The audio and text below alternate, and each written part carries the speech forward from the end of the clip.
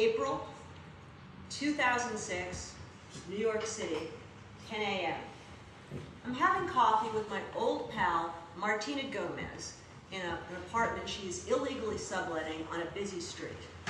Martina is a Los Angeles native, and that's where we met about 15 years ago, working in a bookstore. She's had an impressive variety of jobs since then, but no great love for any of them. Here in New York, she has a really demanding job as project manager for a theatrical lighting company. In fact, I've hardly seen her the last 2 days because the life of Brian has been in crisis. And actually, I haven't really minded very much not seeing her because there's something I don't want her to find out. I don't want her to know where I stayed before I came here. It's like a bad sitcom.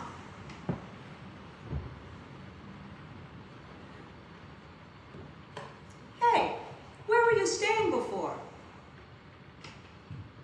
What? Where were you staying? What part of town? Oh, Times Square area? Not some dive, I hope and trust. No. No. What hotel was it? I stayed at the Algonquin. What? I stayed at the Algonquin? The Algonquin Hotel?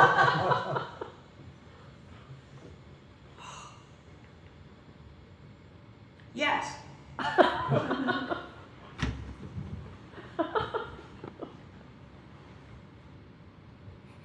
She was staring at me, and that was the moment we both knew our friendship was done. It was not going to continue.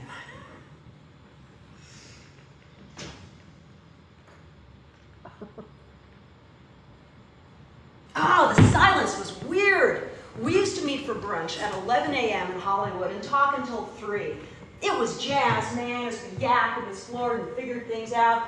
We made connections together. It was jazz. We went from our co-workers to Clinton's impeachment, to tarot cards, to Jane Austen, to Jane Eyre, to our mothers, to astrology, to the Jungian interpretation of dreams, where all the characters are you. Jazz. Our favorite waitress would drop by and say, "I've never seen such good friends." Next to us would be 2 women picking at their food, while Martina and I ate with gusto and tried not to blow cigarettes on the Hollywood news on her other side, talking about development deals and agents. Martina and I kept yakking and exploring and figuring things out together in a mess of art and literature and God and pain. That beautiful jazz place with no mistakes.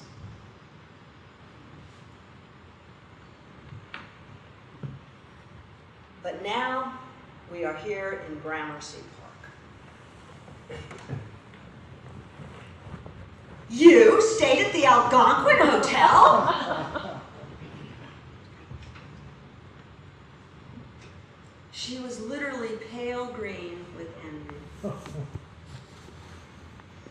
In 1991, Martina and I met working at Samuel French Theater and Film Bookshop on Sunset Boulevard.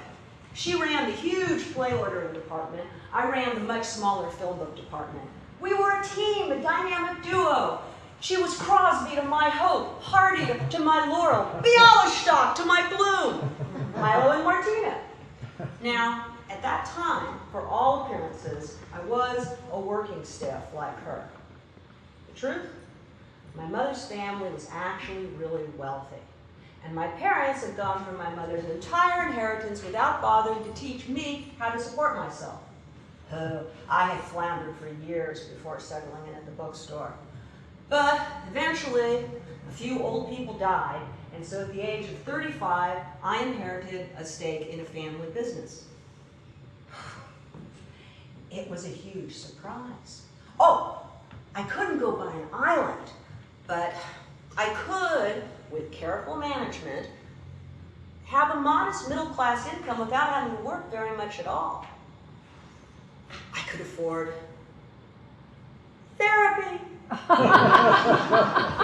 could write and perform. I could not afford to take trips around the world or buy houses. In fact, I'd actually stayed on Martina's couch to offset the cost of the Algonquin. Now, like my father's relatives, some close friends and ex-boyfriends, Martina was from a middle-lower class family. I was from a middle-upper. I was familiar with this divide. I knew how wide this divide could get. But I always felt somehow, somewhere, there were bridges.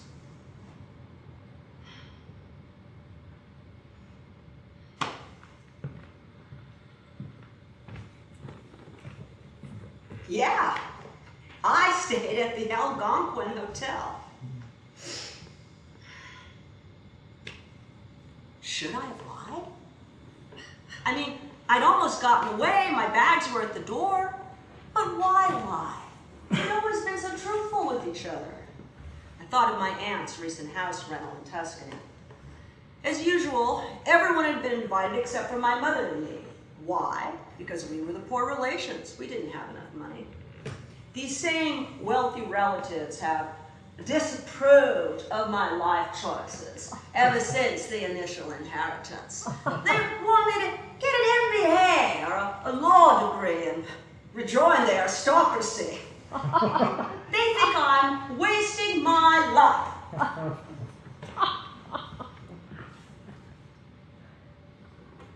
I can't believe you, Milo.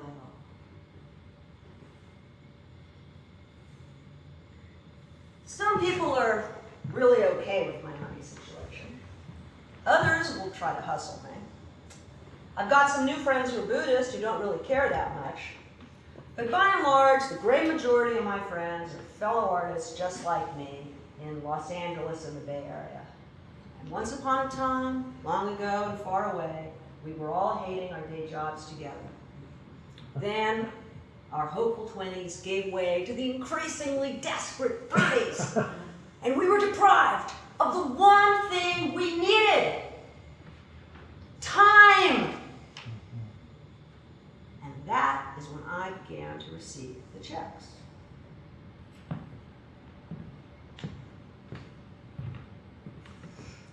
Each check arrived with a stub of self-loathing attached.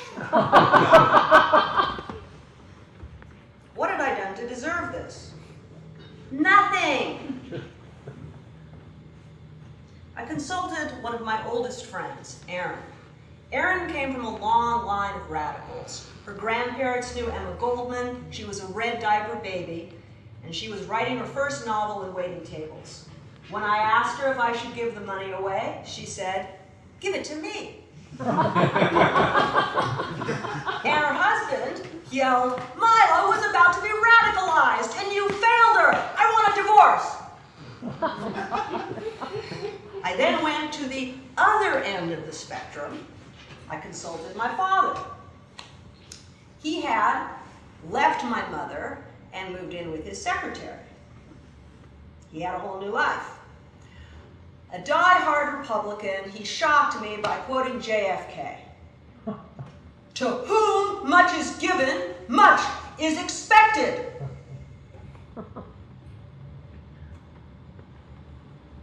Well, all right.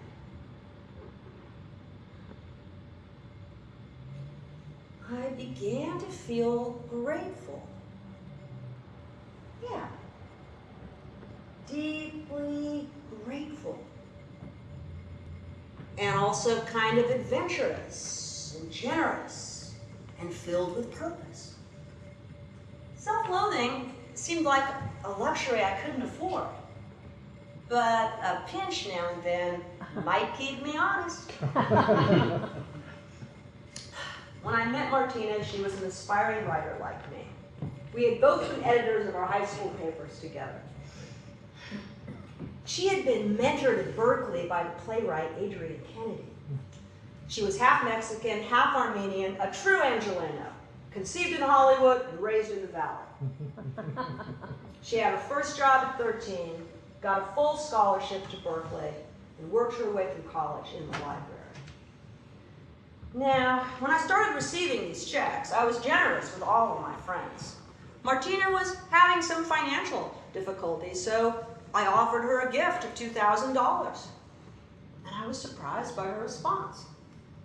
"Don't waste your money on me." I wanted to help her. I felt she had worked so hard and she deserved a break. Plus, she was 4 years younger than me, so maybe I felt a little protective. But Martina had pride. I did not understand that. I thought it was only low self-esteem, which she also had. Don't waste your money on me. But in the end, she took the money, and our friendship was never quite the same after that. So one bridge fell away a long time ago.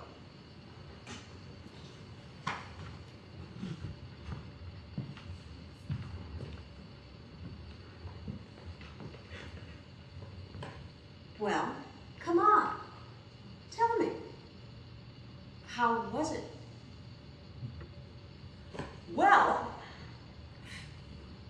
it was very nice, of course, but the rooms are ridiculously small. That did not come out right. I wanted her to be happy because I had a bad time. I call this the Schadenfreude tactic. God, poor Martina. Really?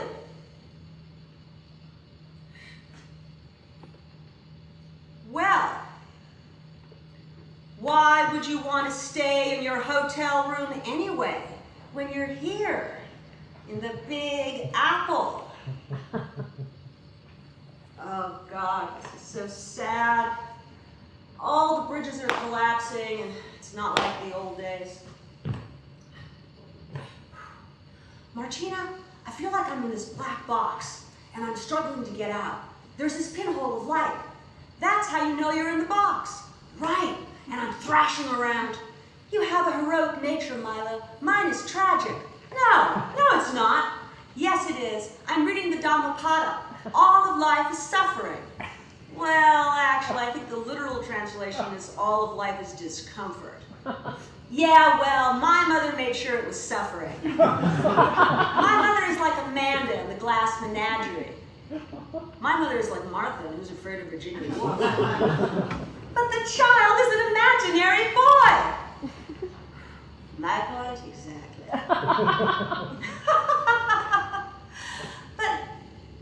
But back to that pinhole of light. Is it real?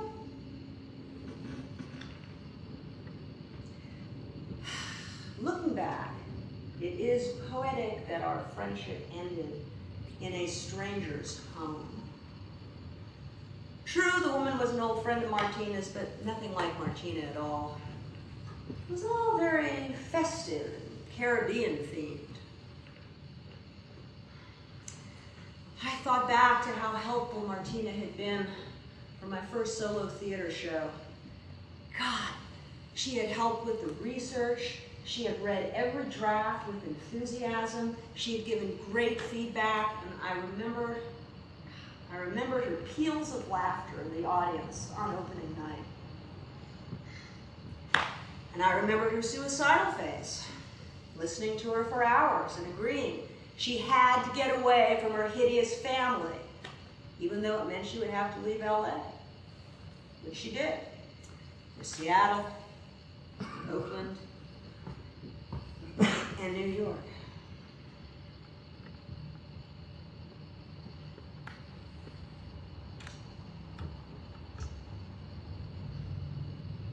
Somewhere in the horrible silence, we made eye contact and held it.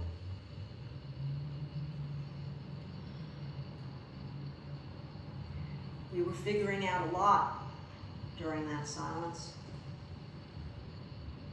Maybe more than we ever had in a 4-hour brunch. We were on the last bridge.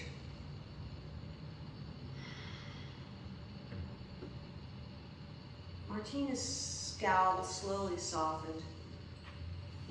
Without her makeup, I could see the large, dark, bluish birthmark under her left eye.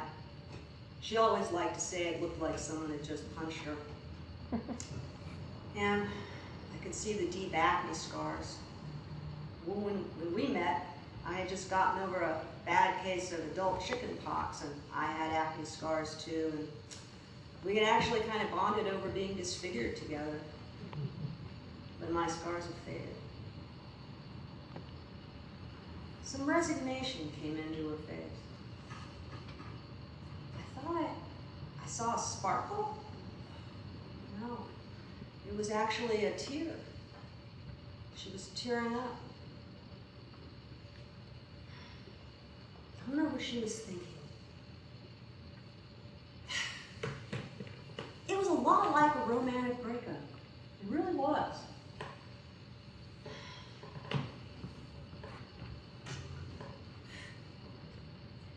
Well, Milo, did you at least say hello to the ghost of Dorothy Parker for me?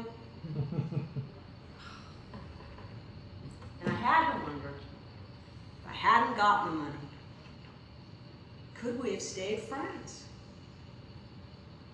Was it that gift of $2,000? Did I have too much therapy?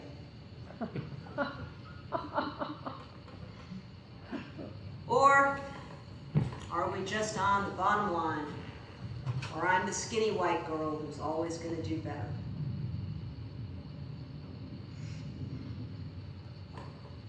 I did see Dorothy in the hallway. And she sends her very best regards. Yeah, I was tearing up too, but I was also angry. Angry I wasn't better at confronting. She'd said some really mean things the last few years, and I hadn't said or done anything. I remember after George W. Bush got reelected and we all thought the world was going to end. Yeah, I remember I had just brought my mom down to Los Angeles. Her second husband had just died. She was not doing well physically or mentally. And she made a comment at a party of mine about people losing their jobs. And Martina, who was temporarily back in LA, said to her, "Well, how would you know? You've never worked a day in your life." And everyone just sat there for a moment going, did she just say that to Milo's mother? And it wasn't even true. My mother had worked. But I never confronted Martina. I told myself it would not be compassionate, but I was just a fucking coward. And I was the one who was supposed to be good at relationships. Bang! A bone-shattering crash outside. God, Martina, how can you stand it? It's a commercial street, Milo. Break it down, break it down. Never mind that I lived in downtown Hollywood. Never mind that I lived in the Tenderloin. Never mind, never mind. Martina knew these things. God, Martina, how can you stand it? Break it down, break it down. Can means able. But the question itself implies some choice somewhere, at least in the mind of the speaker, meaning me. But Martina was lucky to have this illegal sublet. Even with her high-paying job, she could not afford Manhattan rent. Like practically everyone else I knew, she was struggling to survive, let alone thrive. This did not used to be the norm. Right?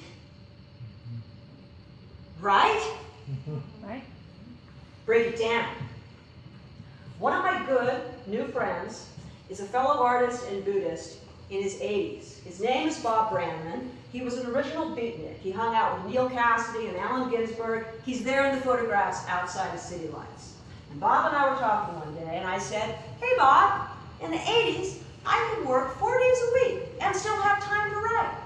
And Bob said, hell, Milo, in the 50s I could work 2 days a week, make art, and still have time to be a junkie.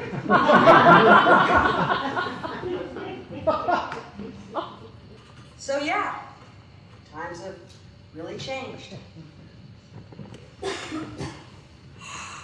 I've had the best seat in the house these past 20 years. I've seen the best minds of my generation stuck in crappy, stagnating jobs, underpaid, working overtime, or all the time as independent contractors with no benefits.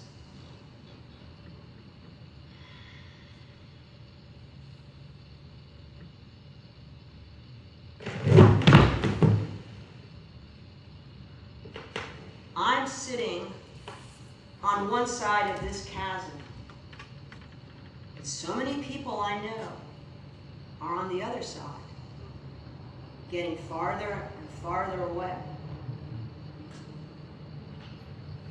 And there are no bridges left to connect with some people who I never thought I'd ever be separated from.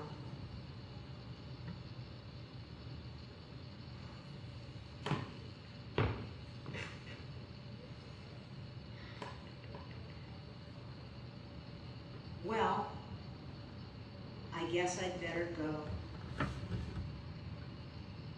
Thank you for your hospitality.